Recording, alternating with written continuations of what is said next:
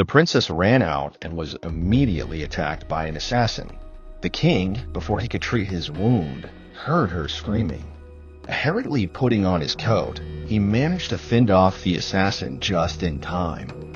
Worried that she might be in danger again, he planned to escort her back to her room. However, the moon had already risen to the rooftop and his body began to change. Seeing the king acting strangely, she approached to check on him.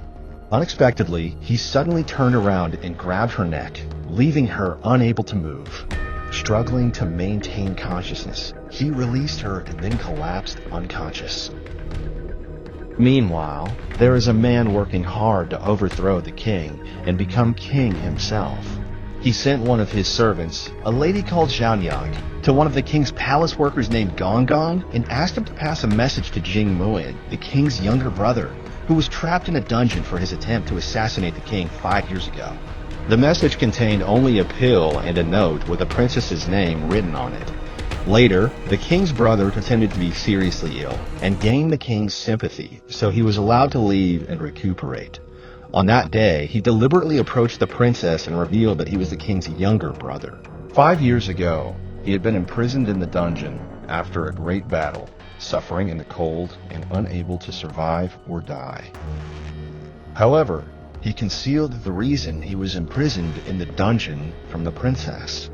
When one of the guards, a lady named Tu Dai, saw the king's brother with the princess, she quickly reported the matter to the king.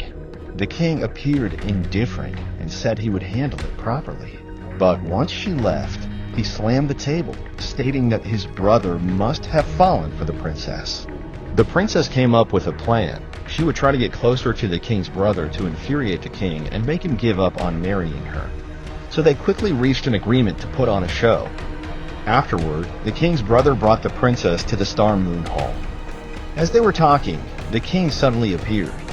In haste, the princess pulled the king's brother close and gently leaned her head on his shoulder. Unexpectedly, the king didn't scold the princess. Instead, he declared that she was his wife, no matter what.